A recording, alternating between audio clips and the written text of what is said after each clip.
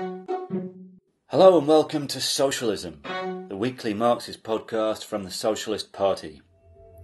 It's been a busy year for the class struggle 2019, so while those of us here at Socialism and many of you out there at home are enjoying the Christmas break, here's a rerun of episode 34, which first aired on the 9th of August 2019.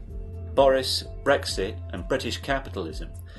From when Boris Johnson first became leader of the Tory party, we examined the extreme contradictions and inherent crises which he would face as a leader of a failing capitalist system and a dysfunctional party representing it. Those contradictions, those inherent crises still apply, and the busy year for class struggle which we had in 2019 will be as nothing to the explosions which we could see in 2020. So here's Clive Heemskirk from the Socialist Party's Executive Committee reminding us of the problems that Boris Johnson is going to have still in episode 34, Boris, Brexit and British capitalism. Hello and welcome to Socialism, the weekly Marxist analysis podcast from the Socialist Party. Unpredictable, volatile and unstable. Three words which sum up the situation facing new Tory Prime Minister Boris Johnson. This right-wing populist is quick to make promises, but he's presiding over the same slow-motion car crash of British capitalism and the Conservative Party that destroyed Theresa May. With a snap election ever more inevitable, this episode we ask, what are the prospects for the new PM and for capitalism in Britain? Thanks for that. James Ivans here from the Socialist Newspaper Editors Department. In a development that has surprised no one, Boris Johnson has won the Tory leadership race and is now Prime Minister. He's immediately made a series of populist announcements promising money here and there to try to distance himself from the dead duck premiership of Theresa May. But in Brexit, he's facing the exact same establishment impasse and must make the exit process and his domestic policies pay for big business and the super rich. This episode will be asking Clive Heemskirk from the Socialist Party's Executive Committee what lies ahead for Boris, Brexit and British capitalism. Hello, Clive. Hello, James. So just 92,153 people voted for Johnson to move into number 10. That's smaller than the membership of England's Netball Association. How did this happen? Well, that 92,000 figure is the number of Tory party members who voted for Johnson, with 46,000 voting for Jeremy Hunt, his rival candidate. But that total figure actually shows the completely shallow social base that the Tory party now has. It is the oldest capitalist party in the world, in fact the oldest party in the world. The vast majority of the capitalist class in Britain wanted to remain in the EU. After all, it's a bosses club that's implementing Thatcherism on a continental scale. And after the referendum, they had hopes that they could reverse the results, if not by a second referendum, as has been done in Ireland and Denmark in the past, at least by getting the best possible Brexit in name only deal. But the problem is they don't have a reliable political instrument to achieve that.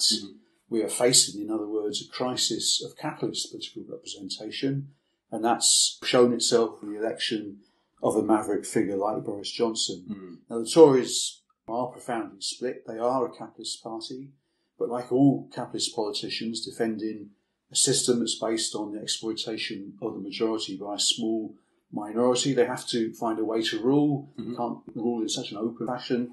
They can't say we're the party of the 1%, even though they are the party of the 0.2%, but that's another issue. So they have to try and divide the working class, which they do by ideological means. That includes religious division, sexism, and of course nationalism and its most extreme variant, racism. But the problem is that the Tory party too has been transformed since the end of class politics, the triumph of the free market over socialism with the collapse of Stalinism, which of course wasn't socialism for us, but it was seen as an alternative to capitalism over 30 years ago. And the Tory party has fallen in membership, had a mass membership of over 2 million in the 1950s, to a membership of 160,000 today, whose main financial contributions, as well known, last year was to actually die rather than paying their membership subs. It turns out that's how they raise more money that way than from the actual members. And by the way, talk about the Netball Association, well, 160,000 members, which is the Tories' claim to membership, is actually less than the 250,000 companies, the 240,000 companies that export to the EU, for example, and they're not all owned by one individual. They're not even the owners of those companies are in the Tory party at this stage. And it's become a narrow, dysfunctional sect for the capitalists. It's still, of course, committed to capitalism, but the main ideological glue that holds together the party members, it gives them the ideological motivation to get up on a wet Sunday and go leafleting and so on, is above all nationalism, the idea of Britain's glorious past and so on. And when they were presented with Jeremy Hunt or Boris Johnson, it was obvious who they were going to choose. And Johnson over Remain supporter in the 2016 referendum. Now, you've spoken a little bit about this already, but it's clear that Johnson has a different political style to perhaps traditional Tory leaders. He presents himself, as you said, as a maverick, and alongside the expected tax cuts for the very rich, he's promised more money for elderly care and policing. He's also promised so-called free ports, tax-free import areas, which he claims will create jobs. Why is he doing all of these things, or at least promising them? Well, that fits in with the point that I've just made. I mean, actually, Bernard Bevan put it in a different way. That he's one of the leaders of the left, the Labour Party in the Attlee government in the 1950s. And he describes the task of the Tory party in the age of universal suffrage, posed the question, how can wealth persuade poverty to use its political freedom to keep wealth in power? Here lies the whole art of conservative policies in the 20th century, as in the period of universal suffrage. So the fact that we're seeing a slow-motion implosion of the Tory party is a symptom of a more profound crisis of capitalism, certainly compared to the post-war boom, which gave a material underpinning to the base of the Tory party then had. You had the prospect of increasing living standards, the idea that the next generation would have a better life than the present generation, so on. That's been completely blown apart since the end of the post-war boom in the 70s, but in particular, the inauguration of the age of austerity in the financial crisis 2007-2008. And the Tory party has not been able to overcome that. The capitalists haven't been able to overcome that, both economically and politically, the continued consequences of the crisis of 2007-2008. Economically, as we all know, in terms of the persistence of stagnating living standards. Politically, in the fact that the Leave vote itself was the product of the age of austerity, two fingers to the establishment in reality, and therefore the Tory party or a Tory leader has to find another way, and Johnson is doing that in populist policies. There is an issue, which we haven't got time to discuss here, but how his populist approach can be answered. There's another question to address. For example, his pledges on elderly care or pledges to increase education spending. In my opinion, that puts the onus really on Jeremy Corbyn and John McDonnell to say to councils that are responsible for those services ultimately, don't wait for Johnson to give you the money, which may in fact actually never, it's unlikely to ever arise. Use your reserves, use your borrowing powers now to properly fund adult social care and schools, and we will reimburse you. And let's see if Johnson is prepared to take on even half a dozen councils. Now, took him at his words in inverted commas, called his bluff, and said, yes, we're going to use our reserves and borrowing powers to fund social care now, to make sure there are no further cuts in schools, to fund the deficits that I think 2/3 of schools face at the present time. That's the way to answer his populism, by actually defining him now, taking those measures to defend workers' living standards and conditions. And of course, we had an earlier podcast which you appeared on, Clive, which went into more detail about how councils do have the power, if they mobilise local resistance in the trade unions, local residents and so on, council workers, to defy central government cuts. And as you said, to use reserves and borrowing powers to implement budgets which can actually demonstrate in practice today what an anti-austerity programme would look like. So that's entirely possible. But just to return to Johnson's victory in the Tory leadership contest, he stood as the poster boy for leaving the EU, based, as he said, on this little Englander, as it's been described, mainly small business people, membership of the very small Tory party base. How does his approach to the Brexit negotiation differ to May's? First, just one point on the question of small businesses. Well, actually, over 2/3 of Tory party members are retired. So, they're not just like active entrepreneurs. So it really is an ideological remnant, actually, that's congealed in the Tory party at the present time. It's not the finished expression of capitalist interests from the point of view of the system as a whole. But anyway, leave that to one side. On the point about how these approach and negotiations differ to May's, well, actually, at a fundamental level, it doesn't. Right. That's the first point to say. Because at the end of the day, the EU is merely a series of treaties between 28 different capitalist countries, nation states, and all that Brexit is, formally speaking, is the process of British capitalism resetting its relations with those 27 other European capitalist states. And in doing that, in that process of negotiation, trying to reset relations, both Johnson and Theresa May represent capitalist interests. Sure. They don't represent the interests of the working class. So at a fundamental level, let's challenge the idea that there's a difference in approach. And actually, even at the level of the type of withdrawal agreement that Johnson can achieve or could even aim to achieve, we shouldn't forget the majority of even Johnson's cabinet voted Remain in 2016. Yeah, that's right. Was it 16 ministers in his cabinet? Yeah, so it's at 55, 60%. Slightly less than May's cabinet, but the majority voted Remain.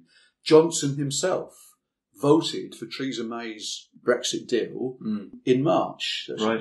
5 months ago. So there is this idea amongst the Remainers for Boris section of the Tory party. Sorry, the Remainers for Boris section? Yeah. People like Nicky Morgan's been brought back into the cabinet and so on. Sure, yeah. Who've voted Remain. Amber Rudd's still stuck in there and so on. And Boris can do like Charles de Gaulle did in France in 1958 when he came to power, backed up by the Algerian colonialists, promising to preserve France's possession of Algeria, and 4 years later presided over Algerian independence, faced with the mass movement of the Algerian masses and so on. And, by the way, was in the Day of the Jackal film, was chased down to face assassination attempts and so on. I'm not sure the European Research Group, Tory MPs, would quite chase down Johnson in that way.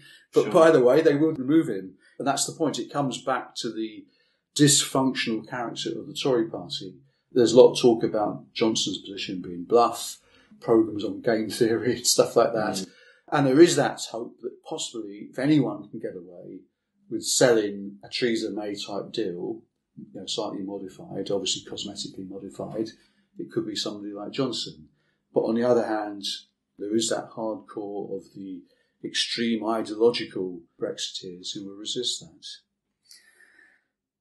Now, he's presiding over the same Tory party and the same parliament that was utterly incapable of reaching any agreement on leaving the EU. And you've pointed out how fundamentally he doesn't have a different approach. And of course, how could he, given that behind all these negotiations, this game playing going on at the top, there are multi-billion pound and multi-billion euro multinational industries who aren't just going to accept the outcome of some gentleman's agreement.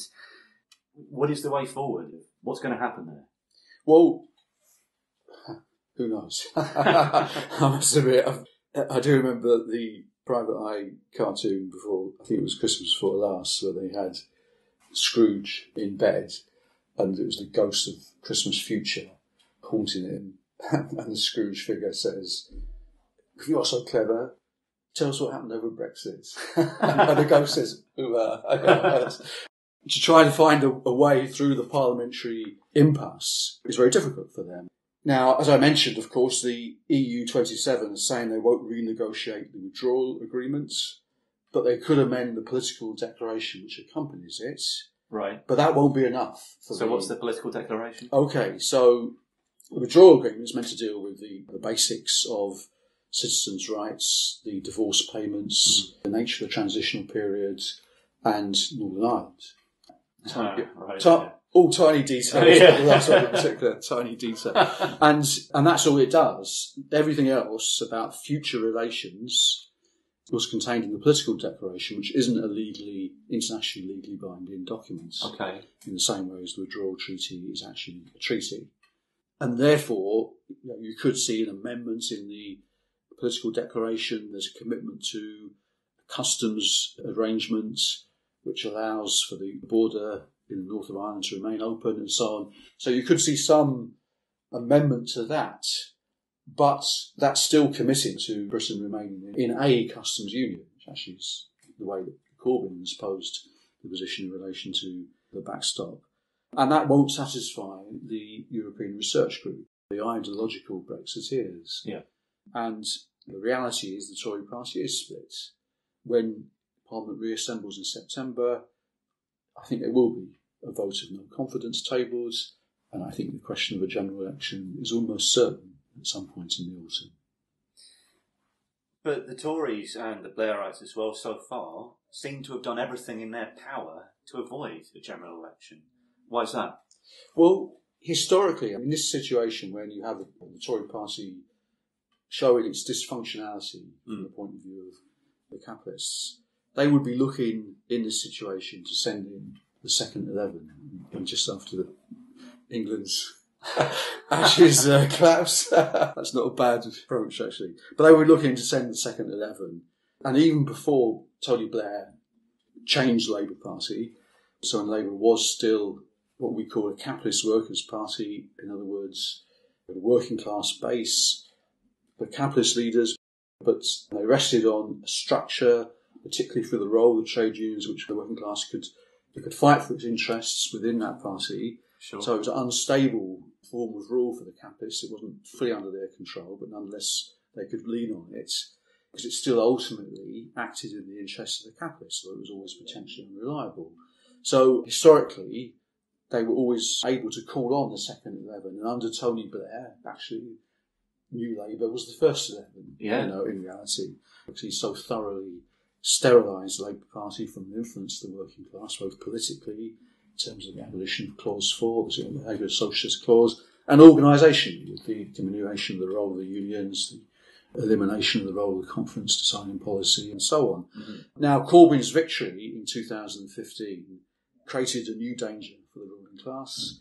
It reopened the possibility of the working class finding political representation through the Labour Party, and the possibility then of the renewal of socialist ideas on a mass basis.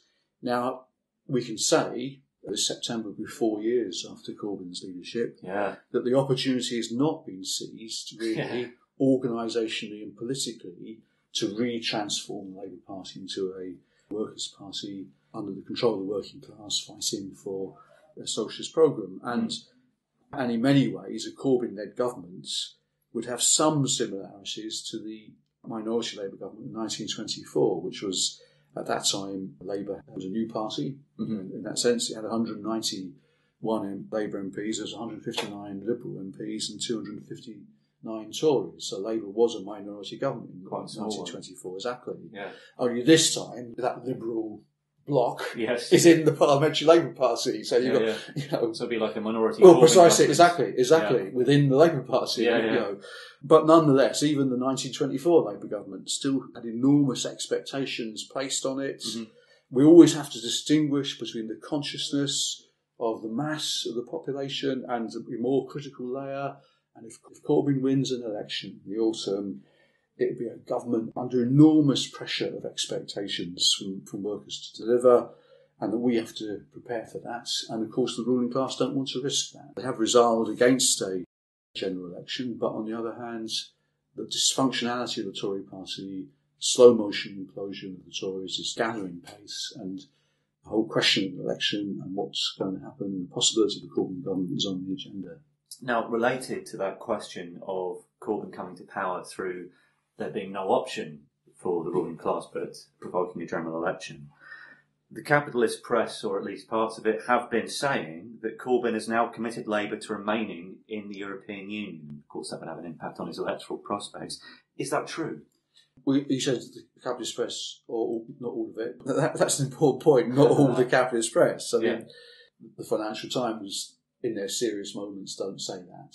Sure. The Guardian, which is the house magazine of the Blairites, the Blairite wing of the Labour Party, they're still not satisfied with the Corbyn by a long way. And that's a serious point there, that even though Corbyn has failed to decisively overturn the ideological and organisational legacy of Blairism and transform Labour into a mass workers' party with a socialist programme, the ruling class still don't trust him. As I was saying, in a general sense, because Corbyn victory would give enormous confidence to the working class. And you can see big movements as a result. result. Absolutely. But I think it's also true in the particular sense, or the more concrete sense, that he's not a reliable defender of capitalist interests on the EU and Brexit. Sure. We shouldn't forget he campaigned in 1975 against the European Common Market, but was renamed as the EU. Mm-hmm. When he was a backbench MP, he was elected in 1983, he consistently voted against all the neoliberal EU treaties, for example, against the 1986 Single European Act introduced by Margaret Thatcher, working alongside militant MPs. The predecessor of the Socialist Party, our predecessor organisations, our MPs like Pat Wall, Terry Fields and Dave Nellis, they voted along with Jeremy Corbyn against those measures. Corbyn himself, for example, during the debates over the Maastricht Treaty in 1993, spoke about bankers' Europe endangering the cause of socialism. Yeah. If the principle of European economic policy is to be run in that capital can find a home that's most suitable to it, that means any social policies raising housing, unemployment, and the environment are bound to take second place, and that's why I oppose those measures, and so on. So it has played out in the EU as well. Well, precisely, exactly. Greece is the one-word answer to all those who say that the EU is a progressive force. Sure. Now, he made a significant retreat from that position when he was elected as Labour leader in September 2015, when the first concession he made to the Blairites was to commit to support a Remain vote in what was then the forthcoming EU referendum in all circumstances. And that's why it has been possible for the Express, the Sun and so on to portray him as an Islington Remainer. It shows the consequences, by the way, of making political mistakes. Probably it seemed a good idea to him at the time to make that concession to the Blairites in the early days of his leadership. And that's rebounded back on him.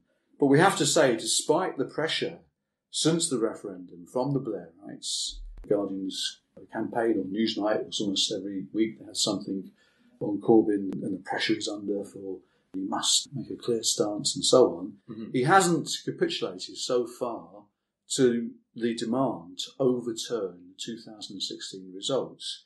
Even when he's spoken of the possibility of a second referendum, he has ruled out a repeat of it being the same as 2016, straight Leave Remain. Yeah. So, for example, in his first broadcast after Johnson's victory on Sky News, he supported a referendum against a no-deal Brexit, if that was what was being proposed by the Johnson government.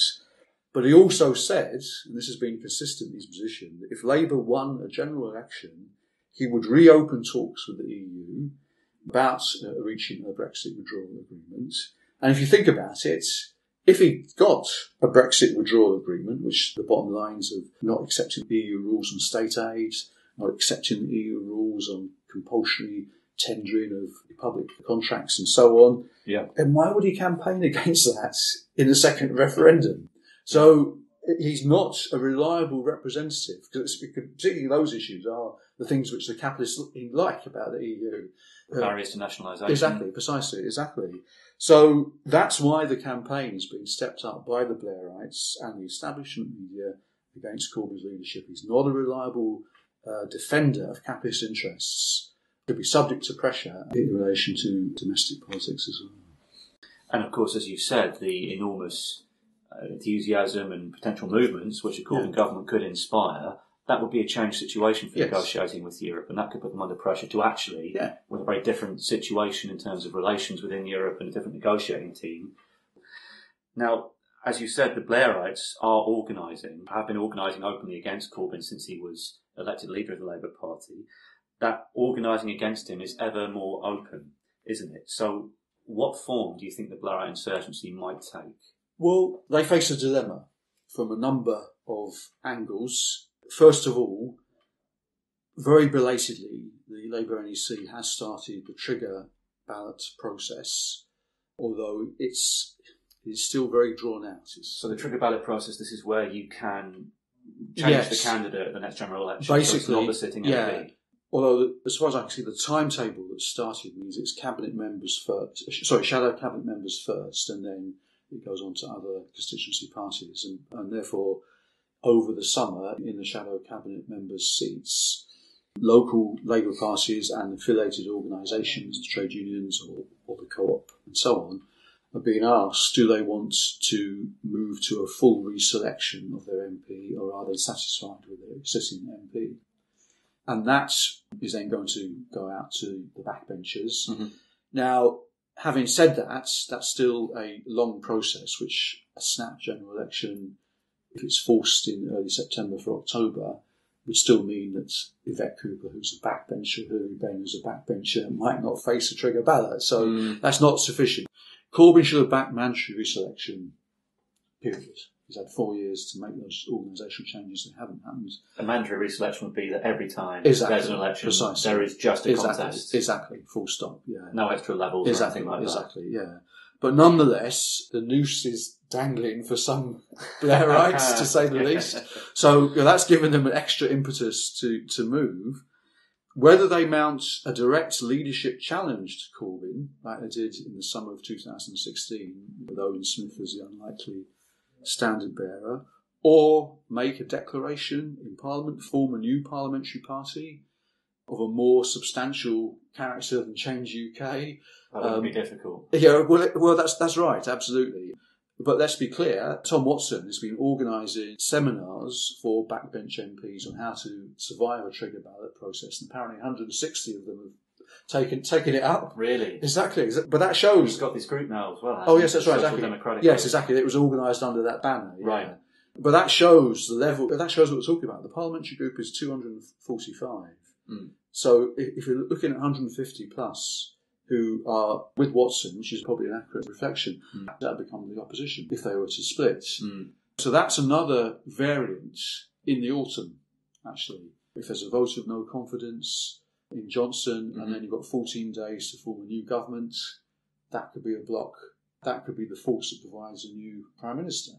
Actually, then to ask for an extension on Article 50 with the EU. Well, the Blairite Social Democratic group. Absolutely, precisely. As a parliamentary group, as a parliamentary party, in effect splitting away. That's a possibility, but that's a very risky gamble. Actually, for Watson to challenge Corbyn for leader is a risky gamble. Yeah. If he loses, again, like Smith did. But then to split away, split the parliamentary party and to form a new parliamentary group and leave Corbyn with, 50 to 80 MPs, the third party in Parliament is the Labour Party, that's handing the Labour Party over to Corbyn and the left. But it would be quite a small party in Parliament. In Parliament, but on the other hand, some councillors would go with the Social Democratic group, the Watson group, but then also that leaves open those who are left, the trade unions, where would they go? Where would the bulk of the membership go? The Socialist Party would once again apply for affiliation, because actually, by the way, the Jewish Labour movement would disaffiliate, I suspect. The party may disaffiliate, so there'll be vacancies for new affiliated organisations. There'll be left trade unions that aren't affiliated, like the PCS, the RMT. Sure. So say, well, look, we want to affiliate, but we want the new Labour Party reconstitute, or the small parliamentary Labour Party which you lead, to have more democratic structures. Why should the parliamentary party maintain the weight when half its members have defected? So that really is a gamble. It's a card you can't play more than once. So it could actually end up transforming a Labour Party around Jeremy Corbyn into a much larger, more effective, more ideologically clear organisation, which could smash them. Absolutely. And actually, there's only ever been one national government. That was in the 1930s. Like Grand Coalition government. Yeah, well, that's right, exactly. But normally a national government is considered or prepared or discussed after a period where a section of the working class has become demoralised through the experience of Labour in power, implementing capitalist policies. And that isn't the case now. And that's why it's a particular gamble, because it would leave the Labour Party in the hands of the left, still with the brand of Labour, facing a chaotic situation. Even, by the way, the whole idea of Britain remaining in the EU, first thing that comes up is, will Britain get the rebate that it's had since the 1980s in the new EU budget? For example, even tiny details like that. There'd be hard negotiations there. Sure. And there'd be outrage amongst big sections of the working class that the referendum result has been overturned. So it will be a period of flux. It's a card that has to be very carefully used. And therefore, I think the main point to draw from us, for the Labour movement, is that we can have no compromise with the Blairites, with the Watsonites.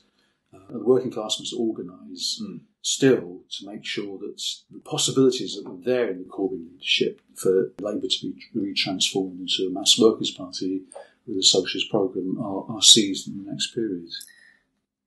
Can we expect any of these strategies from the various different representatives of capitalism, the Tories, the Blairites and so on, to result in a return to the business as usual politics of before the 2007-8 financial crash? To which I think the answer is clearly no. We're just talking about the disintegration of the oldest capitalist party in the world, and the possibilities of realignments in terms of the Labour Party and the new social democratic formation, the flux and turmoil in the Labour Party that exists. And it just comes back to the point I said earlier, that if you like, that period of flux and instability, the implosion of the Tory party and so on, all of these are symptoms of a more profound crisis of capitalism, which hasn't been able to overcome the continuing consequences of 2007-2008, both economically and politically. And actually, economically, I think you have to say that the measures that were taken at that time in 2008 to avert the possibility of a 1930s style depression, which was 10 years the lowest ever interest rates. Quantitative easing. Exactly. The transfer of private debt onto the public balance sheet, as you say, QE, which in Britain has pumped in over 400 billion into the UK economy, 4.5 trillion in the US, but not into... Well, we haven't seen any of that. Well, precisely. It's not into productive investments, but into underpinning financial assets. So it's shifted wealth to asset holders, i.e. to capital, while wages have stagnated. And therefore that's added to a crisis of demand as well, at the same time as creating new asset bubbles or corporate debt and so on, another asset bubble. And the unwinding of those distortion of values that happens in order to avert the possibility of a 1930s style crash. It distorted values between companies, distorted values between countries, and of course distorted values between classes. But all that's done is creating the basis for a new global economic crisis, possibly before the end of the year, but certainly in the next period. But that would be already taken a battering on the basis of the last economic crisis. Would this be a big setback for the working class? It would be. It's not something that I don't give the impression that it's like something to anticipate positively, but nonetheless, that is the objective backcloth against which the crisis of British capitalism, the constitutional crisis, the Brexit crisis and the political crisis is playing out. And really, that will have its impacts on consciousness. It will have its impacts on people looking for a way out. And that gives possibilities for socialist ideas to take great leaps forward in the next period. And that does give hope. That does give a certain confidence about the possibilities that open up in the next period for the triumph of socialist ideas. And meanwhile, of course, the class enemy is falling to pieces. Absolutely. And that's quite favourable ground to be fighting on. Absolutely. Thanks very much, Clive. If you agree with the policies and actions the Socialist Party in England and Wales is fighting for, we need you. Join our campaign to build a truly effective fighting force in the trade unions and labour movement to bring down the Tories and win socialist policies. Join the Socialist Party now. Send us your details at socialistparty.org.uk/join. If you live outside England and Wales and want to join the fight for socialism in your country, contact the Committee for a Workers' International by visiting socialistworld.net. Thanks, James. We want you to send us recordings from picket lines and campaigns and reports of your activity. We also want your questions, comments and ideas for future episodes. Email socialismpodcast@socialistparty.org.uk and help us spread the word by giving us a 5-star review and subscribing so you don't miss out. You can read more about what we think at socialistparty.org.uk, and as always, if you agree, join the Socialists. Socialism is produced by the Socialist Party. This week we heard from Clive Heemskirk, speaking to James Ivans, and me, Scott Jones. Till next time, solidarity.